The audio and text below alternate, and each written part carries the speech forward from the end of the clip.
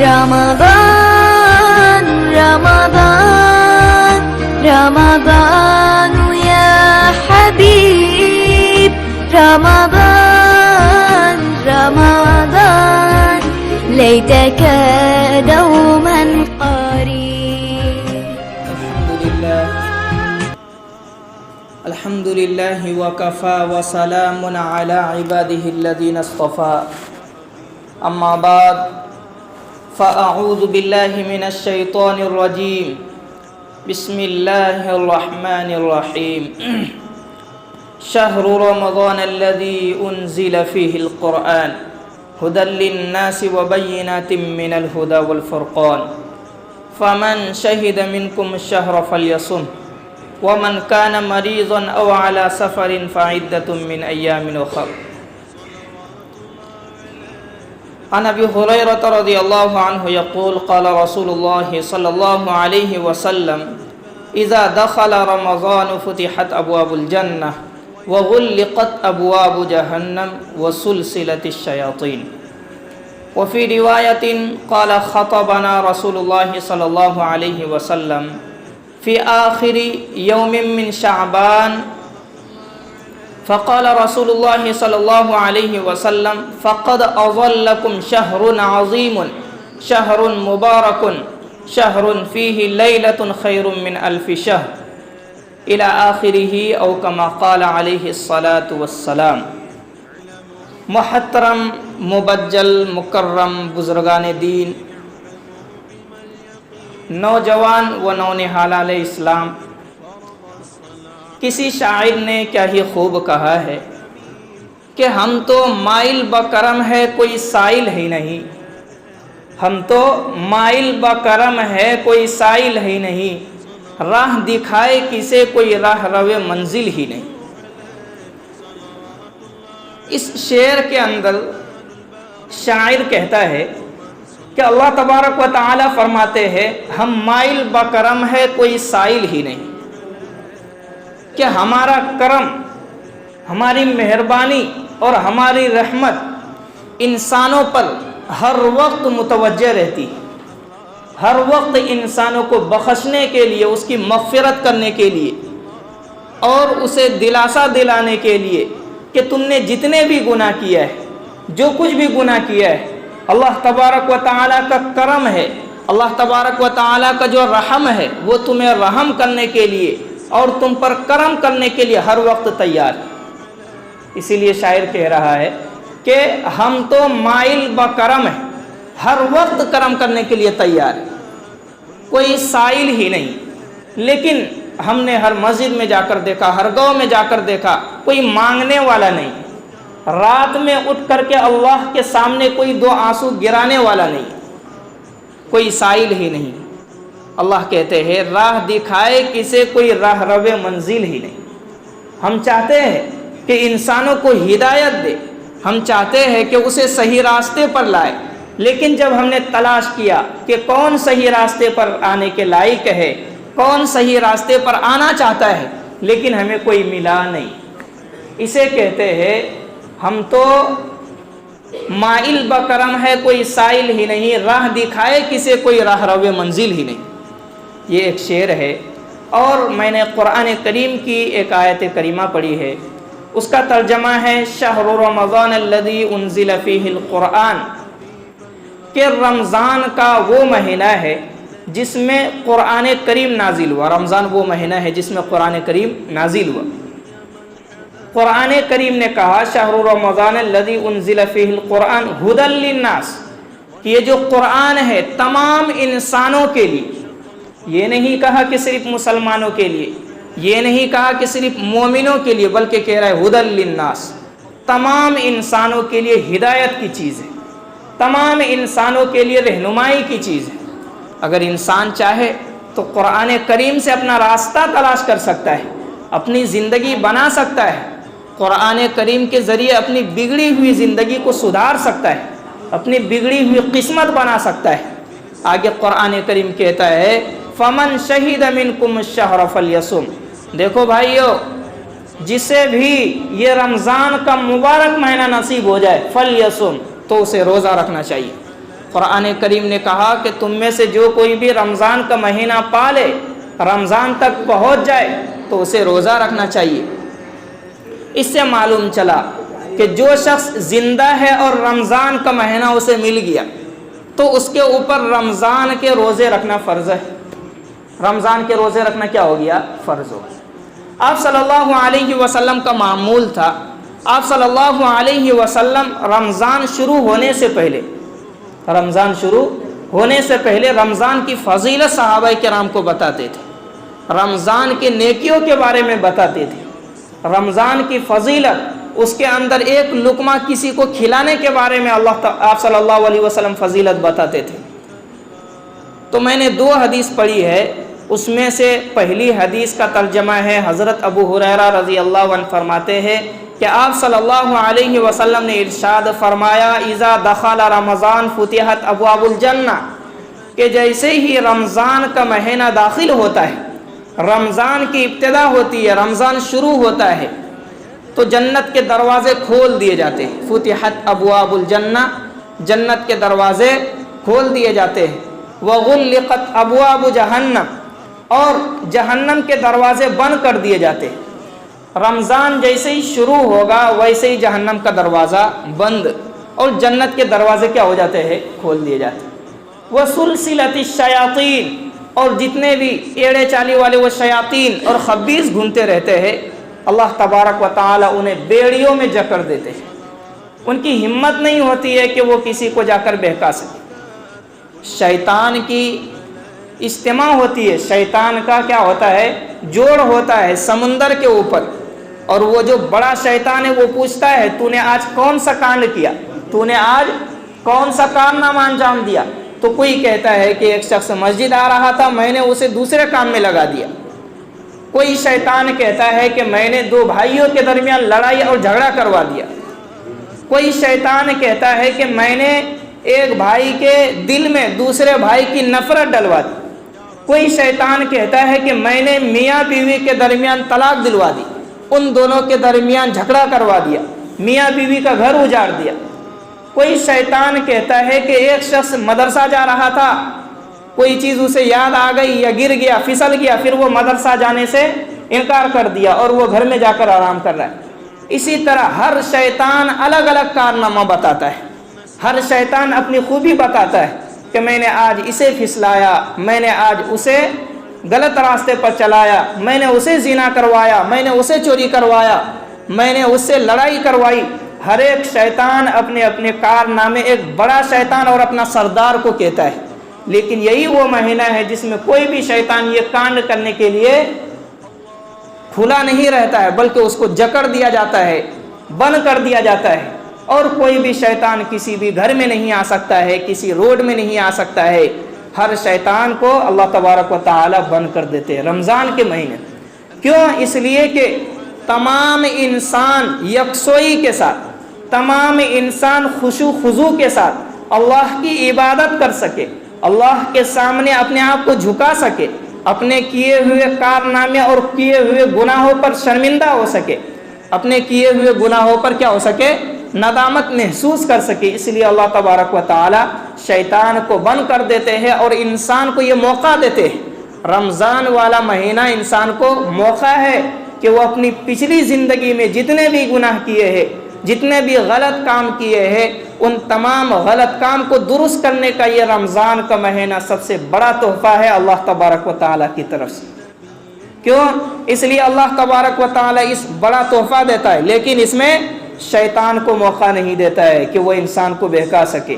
جنت کے دروازے کھول دیے جاتے ہیں، اور حدیث میں تو کہیں پہ لکھا ہوگا کہ جو قبر کے جو عذاب ہے رمضان کے مہینے میں اسے بھی روک دیا جاتا ہے، کیونکہ دوزخ تو بند ہو گیا۔ تو یہ ایک حدیث تھی۔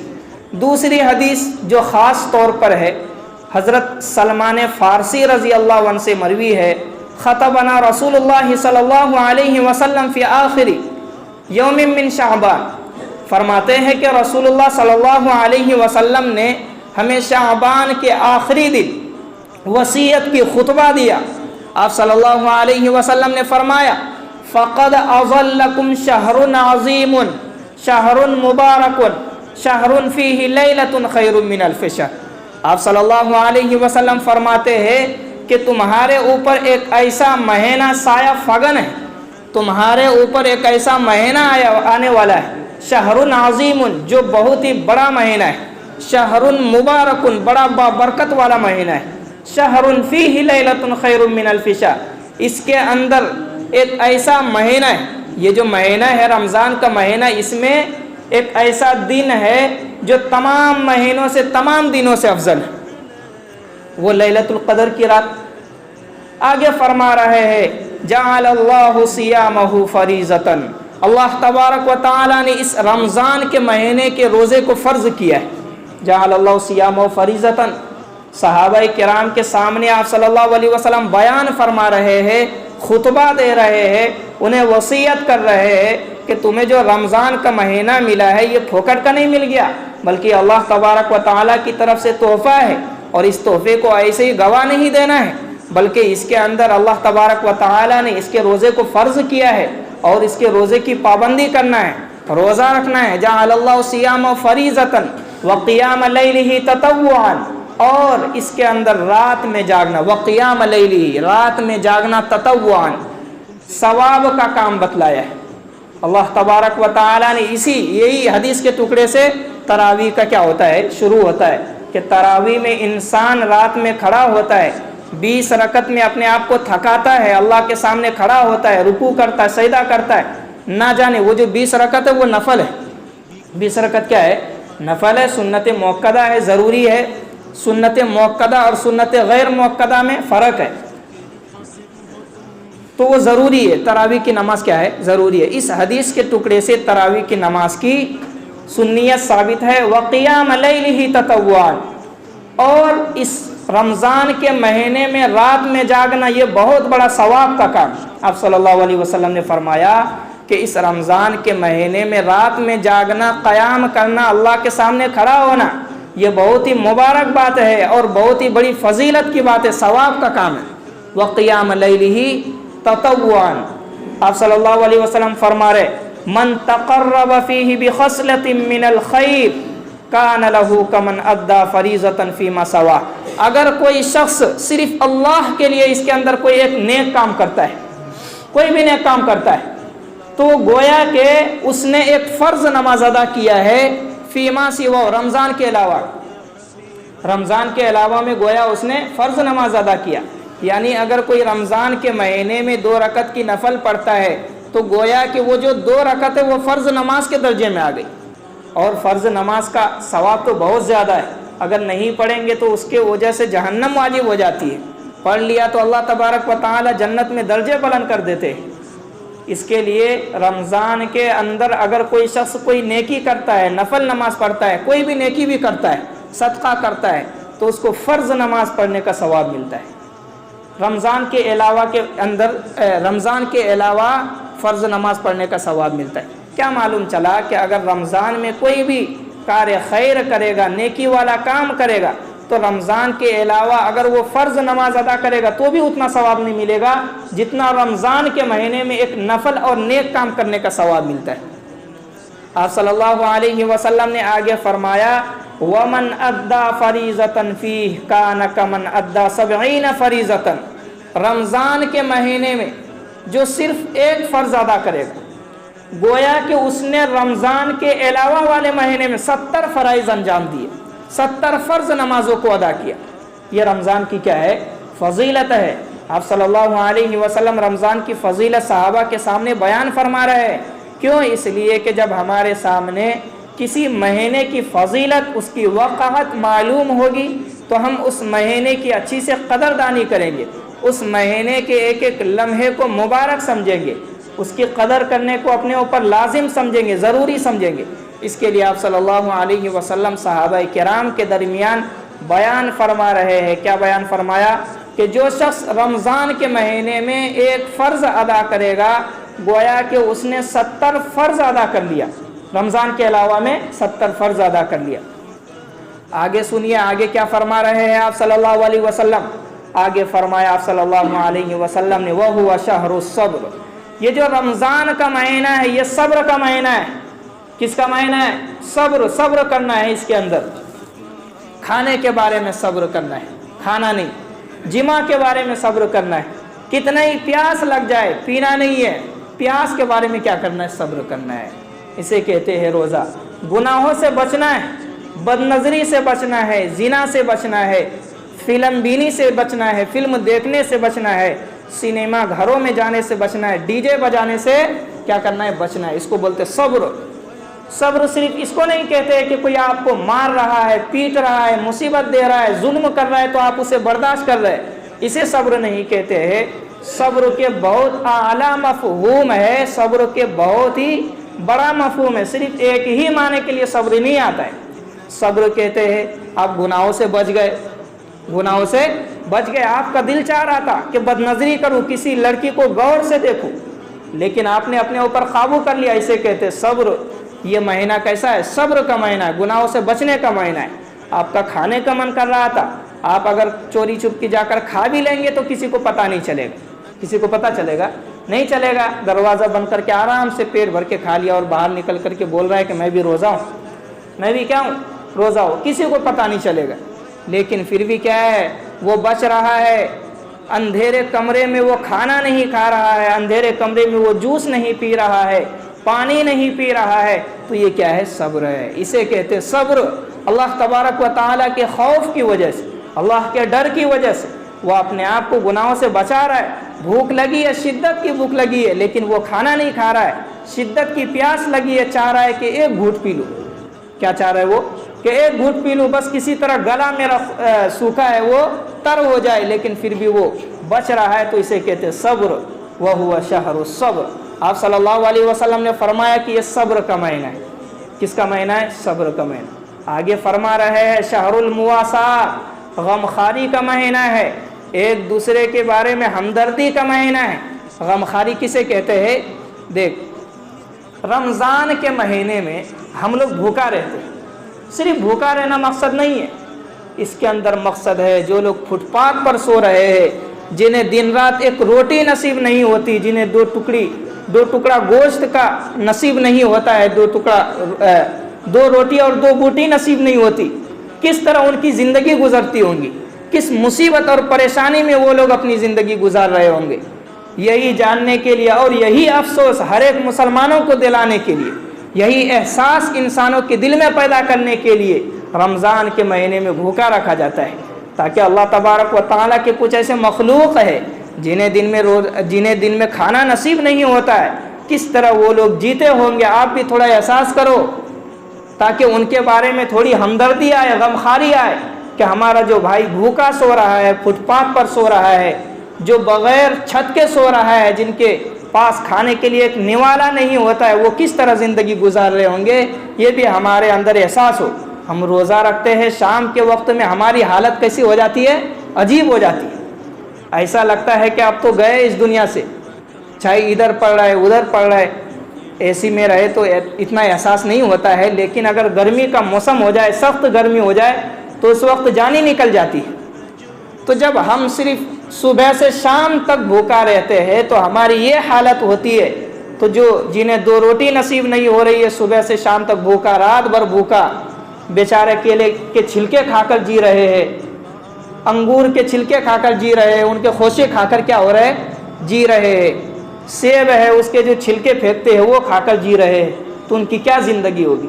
یہ احساس انسانوں کے دل میں آنا چاہیے۔ اس کے لیے کہہ رہے آپ صلی اللہ علیہ وسلم شہر المواسات، یہ غمخواری کا مہینہ ہے، اس کے اندر احساس دلانے کا مہینہ ہے کہ جس کے پاس کھانا نہیں ہوتا وہ کس طرح زندگی گزارتے ہیں، آپ بھی تھوڑا احساس کر لو۔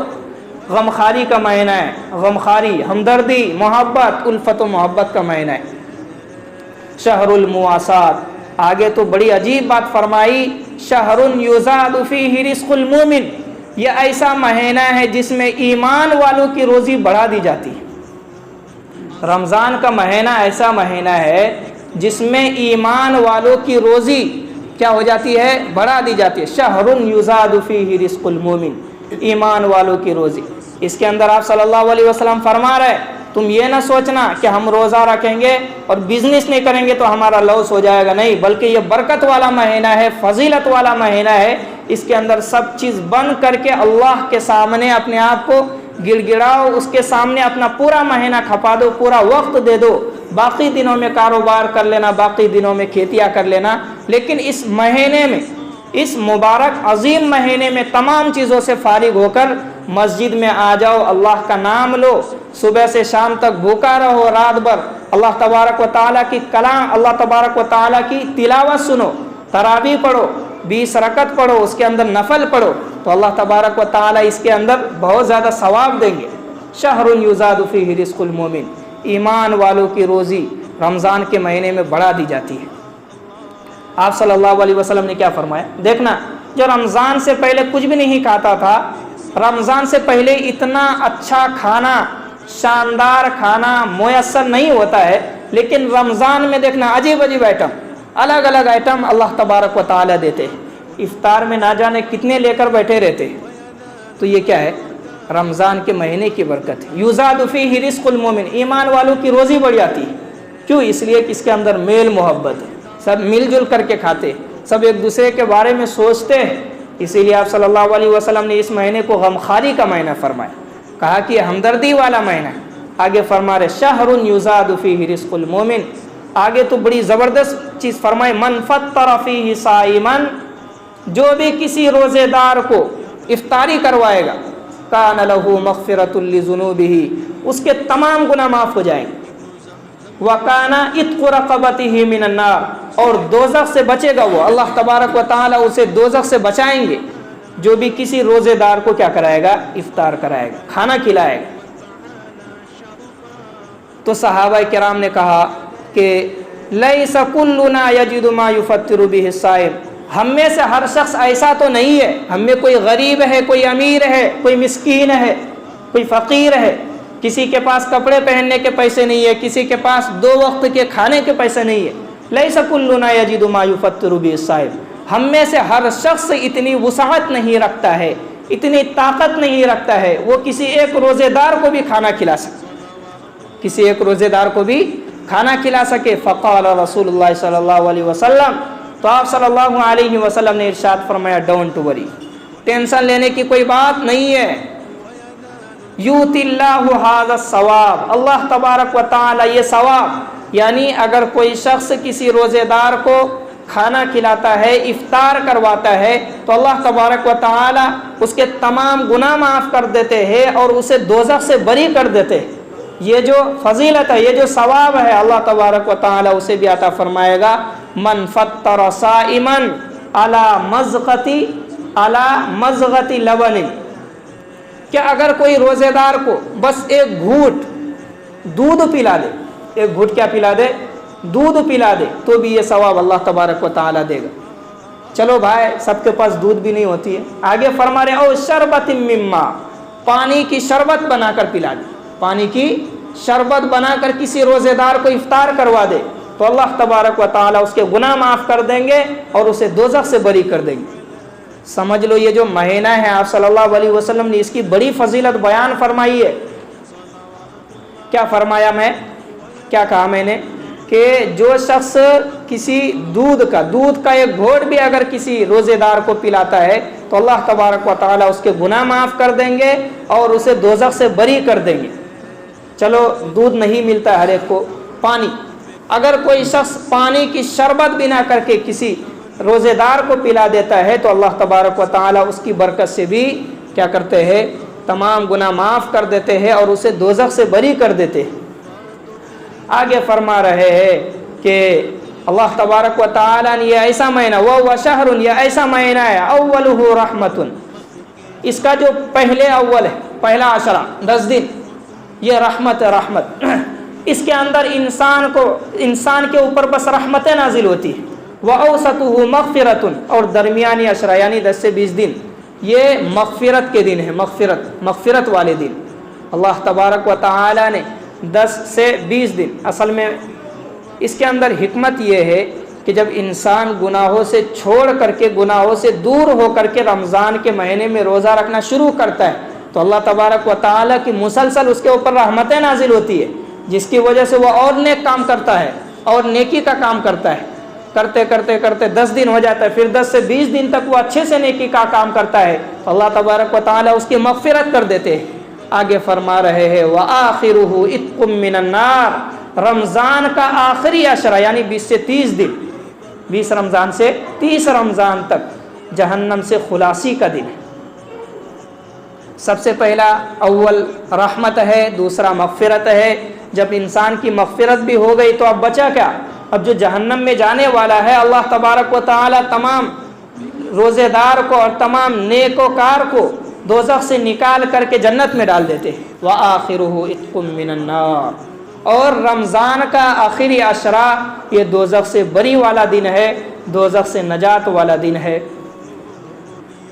آگے بھی حدیث ہے، رمضان کے مہینے میں شروع ہونے سے پہلے ہی آپ صلی اللہ علیہ وسلم نے کتنی فضیلتیں بیان فرمائی جو میں نے آپ حضرات کے سامنے بیان کی۔ اس سے معلوم چلا کہ رمضان کے مہینے میں اللہ تبارک و تعالی مستقل طور پر انسانوں کی طرف متوجہ ہوتے ہیں۔ ایسے تو اللہ تبارک و تعالی پورے سال بھر میں متوجہ رہتے ہیں، لیکن یہ خاص مہینہ ہے، انسان کو تمام کاروبار چھوڑ کر کے اللہ کے سامنے جھکنا چاہیے، اس کے سامنے کھڑا ہونا چاہیے، اس کی تلاوت سننی چاہیے۔ پورے سال بھر میں تو ہم قرآن کریم سنتے بھی نہیں ہیں، تلاوت بھی نہیں کرتے، اسی لیے اللہ تبارک و تعالی ایک موقع دیتا ہے رمضان کا مہینہ کہ اس کے اندر چلو بھائی سن تو نہیں پائے، کاروبار میں مشغول ہو گئے، کھیتی میں مشغول ہو گئے، تجارت میں مشغول ہو گئے، بزنس میں مشغول ہو گئے، لیکن اس کے اندر اپنے آپ کو قرآن کریم کی تلاوت سننے کے لیے خالی کر لو، اپنے آپ کو تمام کاروبار سے نجات لے لو، اور مسجد میں کھڑے ہو کر اللہ تبارک و تعالیٰ کی تلاوت سنو، اللہ تبارک و تعالیٰ کا قرآن سنو۔ اس کے اندر بہت زیادہ فضیلت ہے، ثواب ہے۔ یا ایسے ہی ہے گویا کہ اگر کوئی شخص ایک نفل نماز پڑھتا ہے تو رمضان کے علاوہ فرض نماز پڑھنے کے برابر ہے۔ اگر کوئی شخص رمضان میں فرض نماز ادا کرتا ہے تو رمضان کے علاوہ 70 فرائض نماز ادا کرنے کے برابر ہے۔